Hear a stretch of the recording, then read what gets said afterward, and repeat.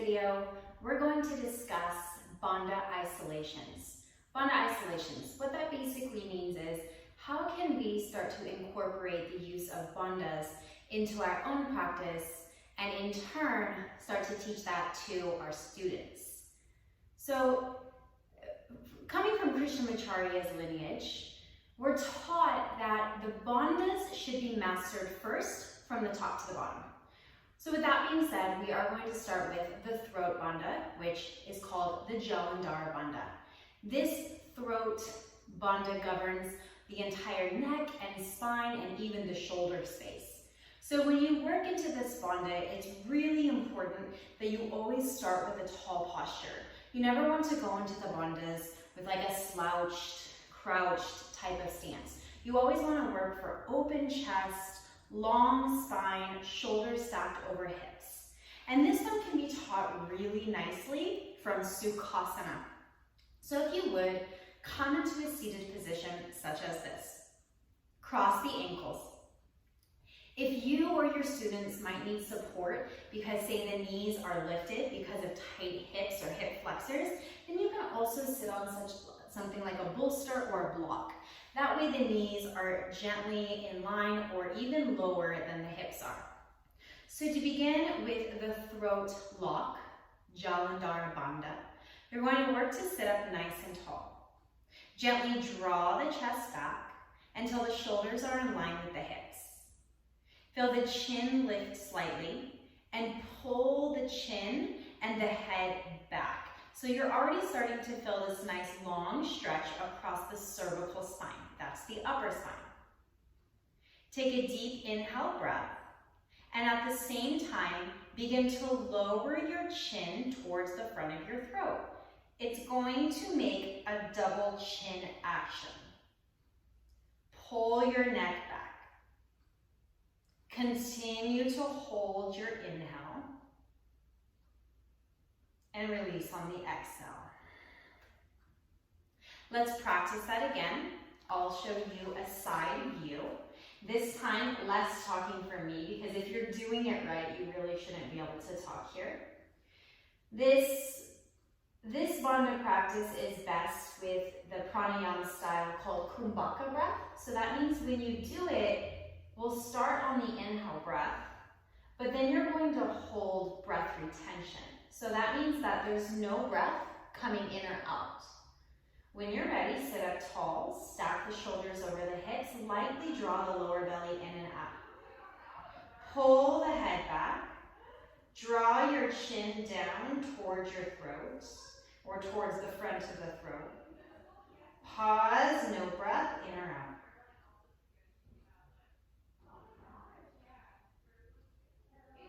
Slowly release on the exhale. Take a big inhale and repeat. Feel that the sternum is lifting as you continue to find that double chin. Exhale, release. Twice more like that. Take a large inhale breath. And draw chin to throat.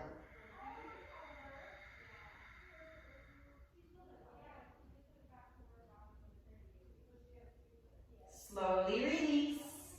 Final round. Exhale the breath out. Inhale, lift the sternum. Move into the line. Hold the breath.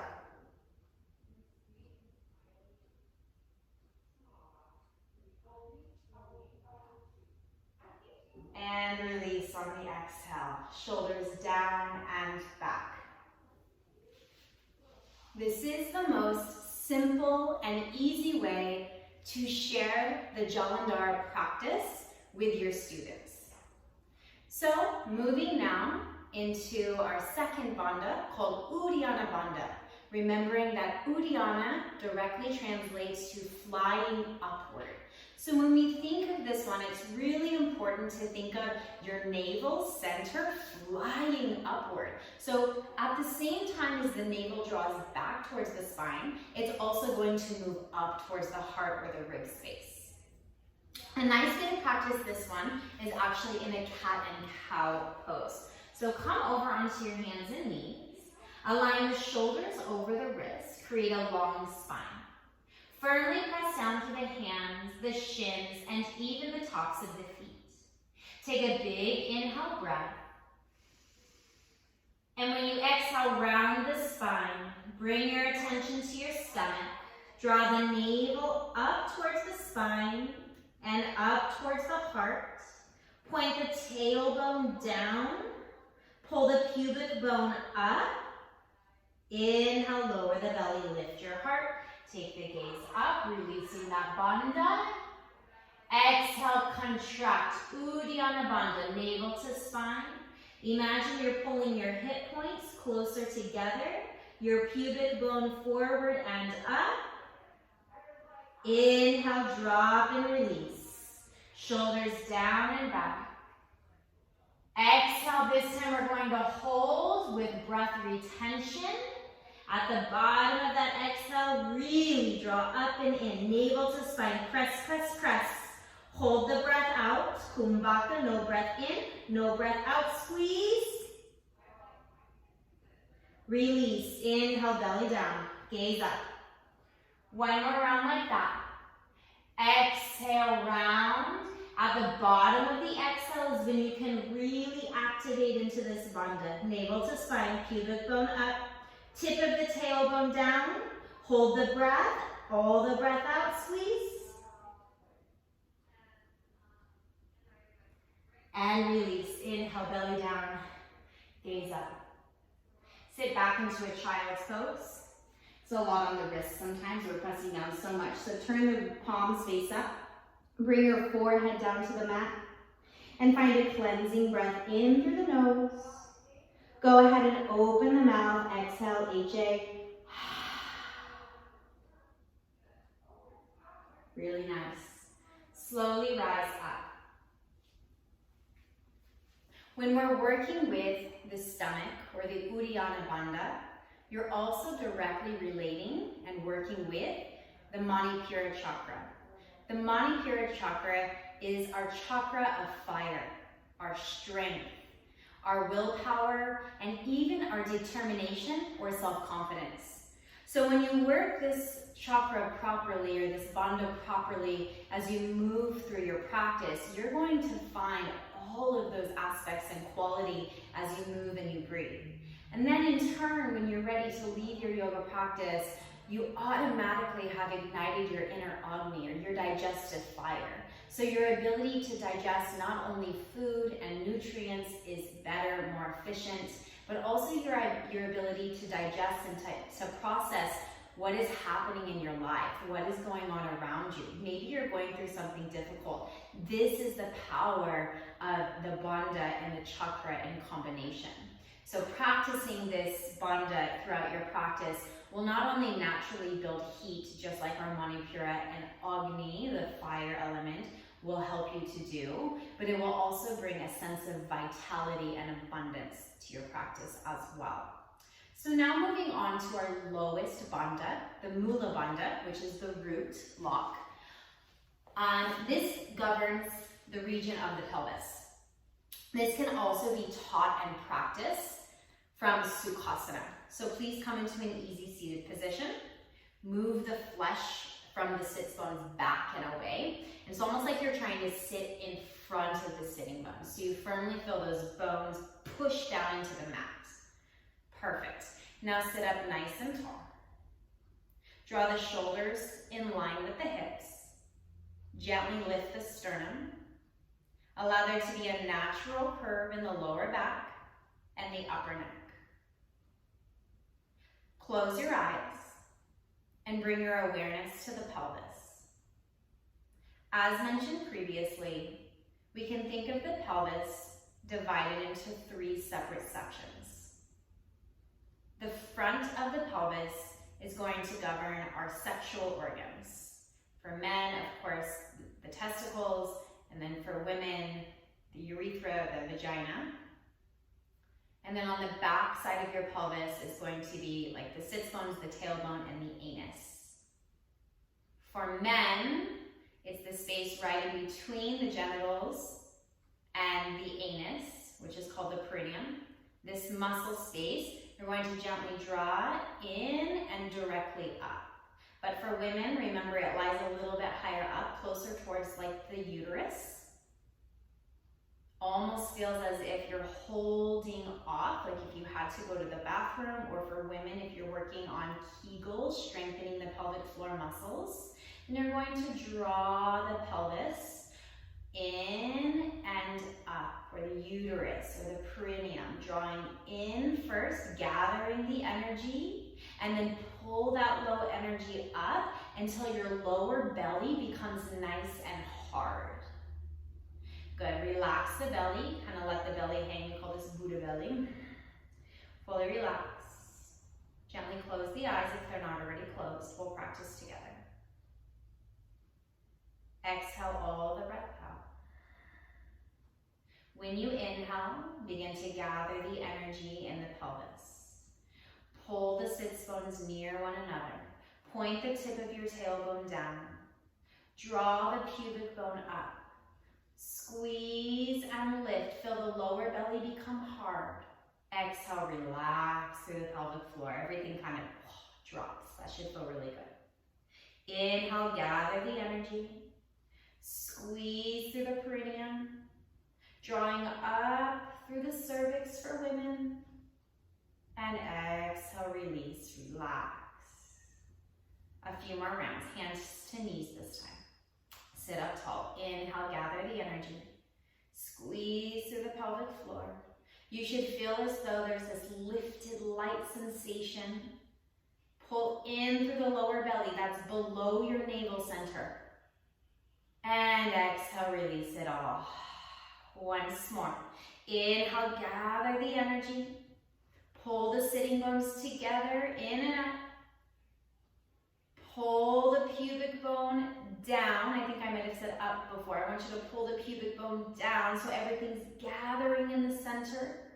And then lift directly up. Your lower belly should feel really hard. You might even touch it. And exhale, relax. So when you're working with this bandha, you're actually going to feel it in the hips even. So everything kind of tightens in that space. And this is actually the bandha that helps us to move into different poses, like when we work to lift up, things like Bhuji Padasana and more advanced techniques when you're working on floating. So that's a really important thing to learn. But of course, for the purpose of this teacher training and for the purpose of beginner students, I want you to just start to teach this in a seated position. That contraction and then release. Contract and release. And this can actually be swapped with your breath. So now we're going to try this one more time, but this time with a double exhale. And you're actually going to use the hands to help you to come like halfway in, a little bit deeper. So let me show first and then we'll go together. So again, bringing your awareness to the pelvic region, into the Mula Bandha. Sit up nice and tall, take your hands out. Flat hands like you're going to pound a drum. Take a full inhale breath. Exhale half. Exhale half. Little faster, inhale. Tighten up on the exhale, contract. Inhale. Exhale twice, contract. Again, join me, inhale. Pulling up and in on the exhale, twice. Twice more, inhale, open. Contract, pull the pelvic floor in. 3 more rounds. Twice, good. Inhale, expand, drop the pelvic region. Exhale, contract, Mula Bandha, pull up and in, twice. 1 more time. I'll join you.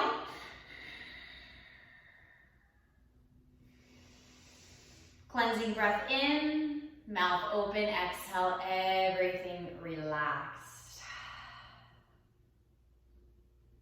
Good. So when we're putting these postures into our hot hours class specifically, there's a couple of postures in which you can activate all 3 bandhas at the same time. And that would be like the tri bandha. So first, We did this already, but you're going to come back into that cat-cow stance. So, hands underneath the shoulders, knees underneath the hips. This comes at the very beginning of the sequence, and whether our students know it or not, they are doing some Bandha practice. So find an inhale breath, elongate the spine. When you exhale, start by pulling the tail down. Contract through the pelvic floor, feel that rise. Now bring your awareness into the navel center, Uddiyana Bandha, drawing in and up. Head down, chin to throat, activating Jalandhara Bandhas while hold. Release, inhale, belly down, gaze up, cow pose. Let's do that twice more, activating all three bandhas, starting from the lowest bandha. Exhale, draw in, Mula Bandha. Lift, tighten the pelvic floor. Uddiyana Bandha, navel to spine, flying upward lock. Jalandhara Bandha, chin to throat. And release, inhale, belly down, gaze up. One more round, exhale, round everything out. Draw it in, Mula Bandha, tighten the pelvic floor, feel a lifting sensation. Hollow the front body, Uddiyana Bandha. And lastly, chin to throat, lift the sternum. Good, release, inhale, belly down, gaze up. Sit back onto the heels. If you're doing this right, you should feel that just a light Bandha practice, such as we just did, already starts to build heat in the body. You have a greater sense of awareness. You're going to continue to gather your prana and your energy. And after a practice like this, or after implementing these bandhas into, say, your hot hour practice, a slow flow, or a vinyasa practice, you're going to feel more vibrant, more connected, more energized. So I look forward to practicing this more with you in our live sessions. Until then, take care, go in peace. Namaste.